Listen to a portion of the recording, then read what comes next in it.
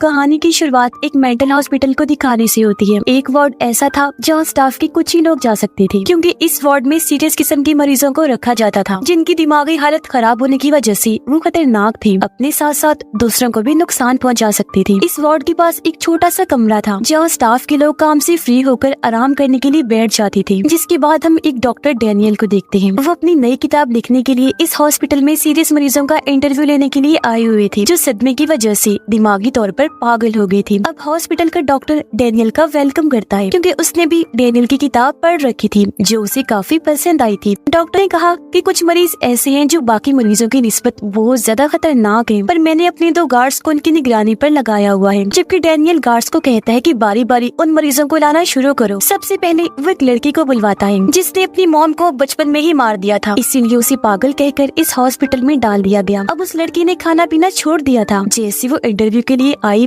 Daniel सब record करने लगता है और लड़की से पूछता है कि वो टाइम बताओ जब तुमने अपनी मॉम का खून किया था। इस पर वो लड़की कुछ भी बताने से मना करती है और कहती है कि मैं मरना चाहती हूँ। ये सुनकर डैनियल लड़की की गर्दन पर चाकू रख के उसे जान से मारने की धमकी देता है, जिससे लड़की काफी डर गई और ये देखकर डैनियल समझ गया कि वो मरने वाली बात झूठ कह रही थी। फिर डैनियल लड़की को कहता है कि अगर तुम मुझे अपनी कहानी बताओगी तो मैं तुम्हारी मदद करूँगा। इसलिए वो लड़की अपनी कहानी बताने के लिए मान जाती है। कहती है कि सारे लोग मुझे पागल कहते हैं, लेकिन मैं पागल नहीं हूँ और अपनी मॉम से बहुत प्यार किया करती थी, पर मेरी मॉम को एक डीमन शैतान नजर आने लगा था, जिस वजह से वो काफी घबराई रहती थी। आगे वो बताती है कि जब मैं 10 साल की थी तो डर की वजह से अपनी मॉम के कमरे में चली गई, जहाँ मॉम ने देखा कि मेरे कपड़ों पर खून लगा हुआ है। उन्हें लगने लगा जैसे घर में कोई घुस आया है। मॉम को मेरी छोटी बहन की फिक्र होने लगी, इसीलिए वो चाकू उठाकर उसके कमरे की तरफ जाने लगती है। उन्होंने देखा कि सामान इधर उधर बिखरा पड़ा है और दीवार पर भी खरोंचों के निशान हैं। पर जब वो मेरी बहन के कमरे में गई तो वो बिल्कुल सही सलामत बेड पर सोई हुई थी, लेकिन तभी अचानक उनके सामने एक खतरनाक डीमन आ जाता है जो मेरी बहन के पास चला गया। मेरी बहन को बचाने के लिए मॉम ने डीमन पर चाकू से वार कर दिया, जिससे डीमन तड़पने लगा। पर ये सच नहीं था, क्योंकि मॉम को हेलुसिनेशंस हो रही थी। इन्हें जो चीज हुई भी नहीं वो उन्हें दिखने लगती है, क्योंकि जब मैं वहाँ पहुँची तो वहाँ कोई डीमन नहीं था। अब जब मेरी मॉम ने मुझे वहाँ देखा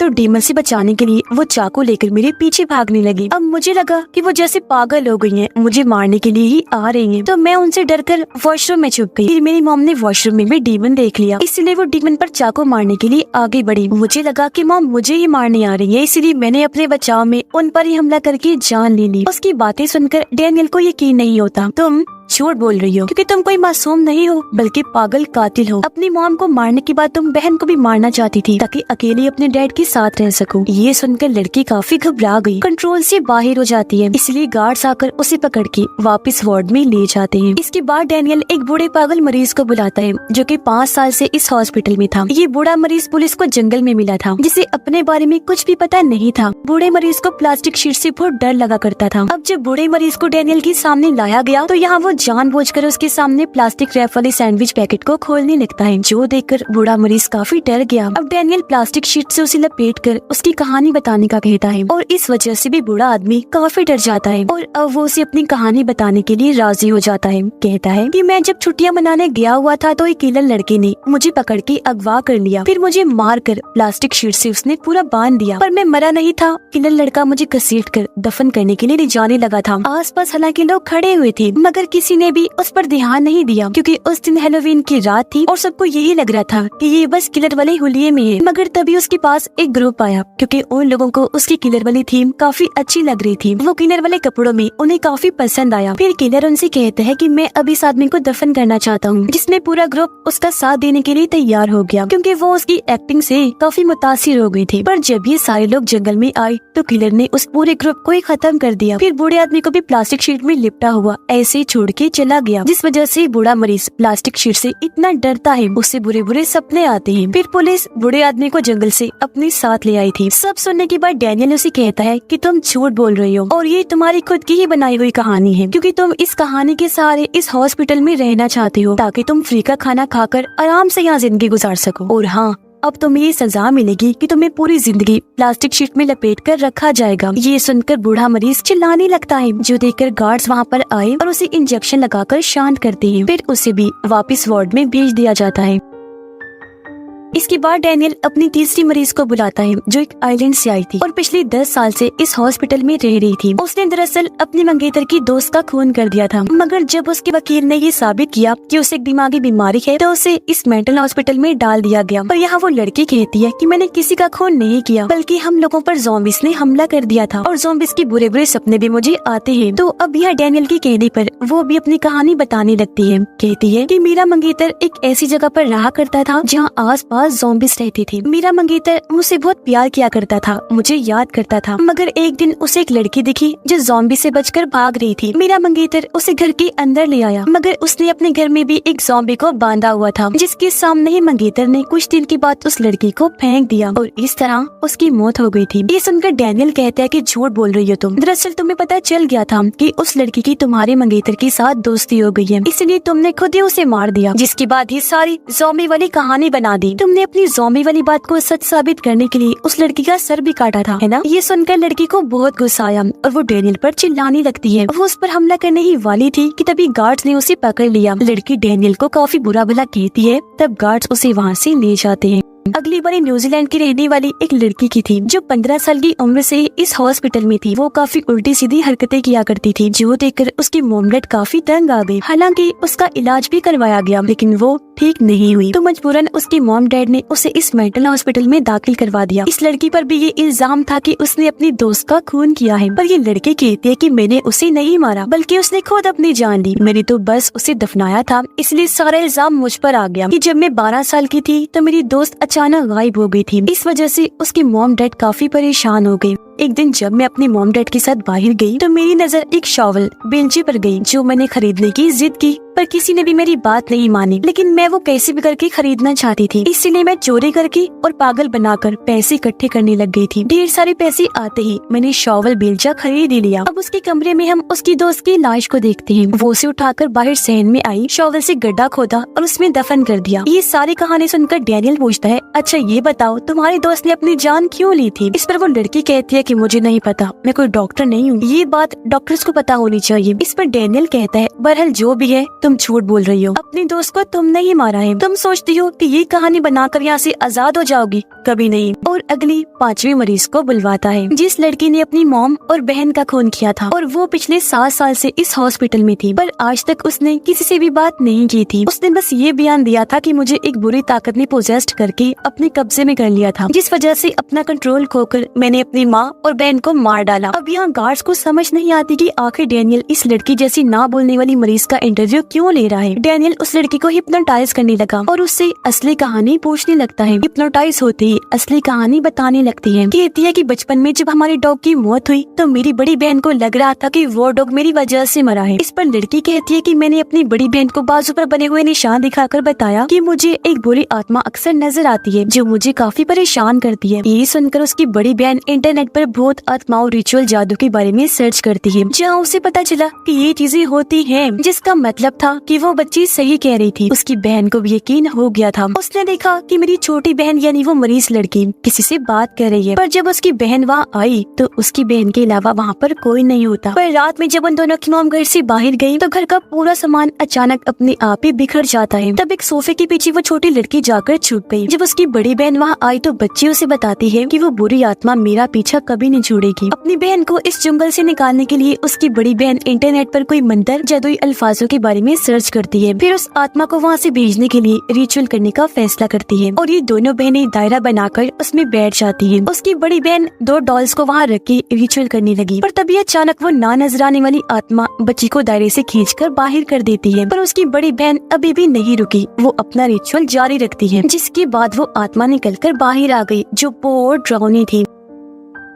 वो अब छोटी बच्ची के पास गई। इससे पहले उसे मारती बड़ी बहन सामने आ गई और अब वो एक पत्थर उठाकर डॉल के सर पर दे मारती है, जिससे उस आत्मा के सर पर भी चोट लग गई। वो बुरी तरह तड़पने लगी और वहाँ से भाग जाती है। तब तक इनकी मॉम भी आ गई थी और अब रात को जब बड़ी बहन की आँख खुली उसने देखा कि मेरी छोटी बहन अपने बिस्तर पर नहीं है। वो काफी घबरा गई। सारी बात बताने के लिए अपनी मॉम के पास जाती है, पर सामने अपनी मॉम की लाश देखकर वो सुन पड़ जाती है, क्योंकि उसकी मॉम को किसी ने बहुत बेदर्दी से मार डाला था। तभी वो अपनी छोटी बहन को यहाँ देखती है जो भी अजीब हालत में थी और उसने हाथ में शॉवल पकड़ा हुआ था जो देखने से लग रहा था कि उसने अपनी मॉम को मारा है। जिसके बाद वो अपनी बड़ी बहन पर भी शॉवल से हमला करती है और ये सीन प्रेजेंट टाइम में वापस आ जाता है जहाँ वो मरीज लड़की काफी चिल्ला रही थी और बार बार डैनियल से पूछती है कि आखिर मैंने आपको क्या बताया, क्योंकि हिप्नोटाइज होने की वजह से उसे कुछ भी याद नहीं था। अब उसे बोलता हुआ देखकर गार्ड्स काफी चौंक गए। पर यहाँ डैनियल कहता है कि ये भी पागल किलर है, इसलिए गार्ड्स उसे उठाकर वहाँ से ले जाते हैं। और अब अगले मरीज को बुलाया गया जिसका नाम डेमन था और उसे वेम्पायर्स पर यकीन होता है क्योंकि वो एक वेम्पायर हंटर था, वेम्पायर्स का शिकार करने वाला। उसने अपने साथ एक काफी खतरनाक और बहादुर आदमी को शामिल करके वेम्पायर्स को मरवा दिया और क्योंकि इतने सारे लोगों को उसने मारा था इसीलिए उसे पागल कहकर इस मेंटल हॉस्पिटल में कैद कर दिया गया। पर डेमन का कहना था कि मैंने जितने भी लोगों को मारा है वो सभी वेम्पायर्स थे। अब यहाँ के गार्ड्स डेमन से काफी डरा करती थी क्योंकि वो काफी खतरनाक किलर था। डेमन डैनियल को कहता है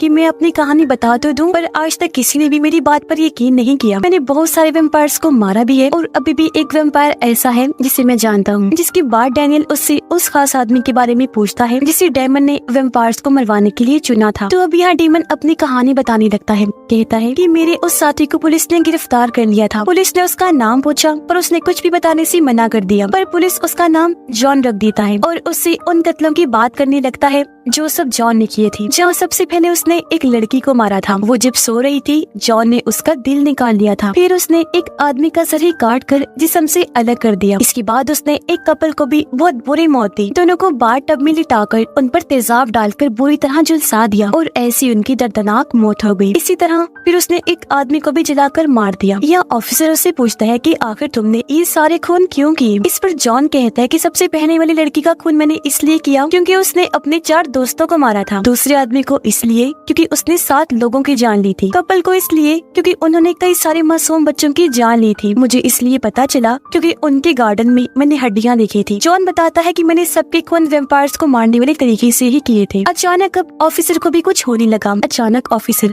अपने खतरनाक वेम्पायर वाले रूप में आ जाता है। इससे पहले वो जॉन को मारता। जॉन एक नुकदार लकड़ी उसके सीने में घुसाकर इस वेम्पायर ऑफिसर की जान ले लेता है। अब प्रेजेंट टाइम में डेमन डेनियल को बताता है कि जब जॉन को पुलिस ने पकड़ा तब उसने मेरा भी नाम ले दिया था। यही वजह है कि आज मैं इस हॉस्पिटल में हूँ। और हाँ, मेन वेम्पायर जो सभी वेम्पायर्स का हेड है वो अभी भी जिंदा है। इससे पहले हम उसे मारते पुलिस ने हमें पकड़ लिया। डेमन की कहानी से डेनियल काफी मुतासिर हुआ। वो डेमन को कहता है कि तुम बाकी मरीजों से बिल्कुल अलग हो, तुमसे मिलकर मुझे बहुत अच्छा लगा। जिसके बाद डेमन को भी वापस वार्ड में भेज दिया जाता है और इस तरह उसने 6 मरीजों का इंटरव्यू ले लिया था।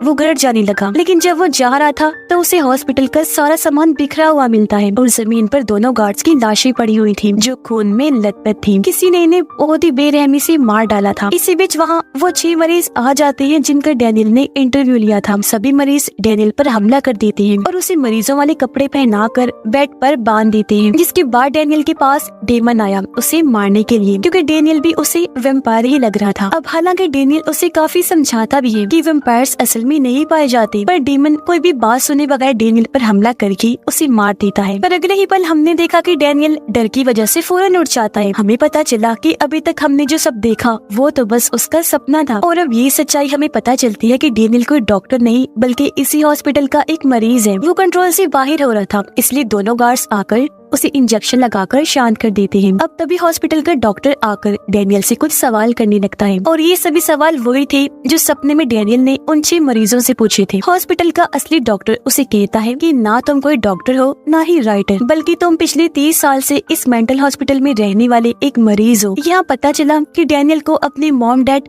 कजन और आंटी के खून के जुर्म में पकड़ा था। अब उसका वकील नहीं चाहता था कि वो जेल में जाए, इसलिए उसने डेनियल को इस मेंटल हॉस्पिटल में डलवा दिया और यही मरीज नंबर 7 है, पेशेंट 7।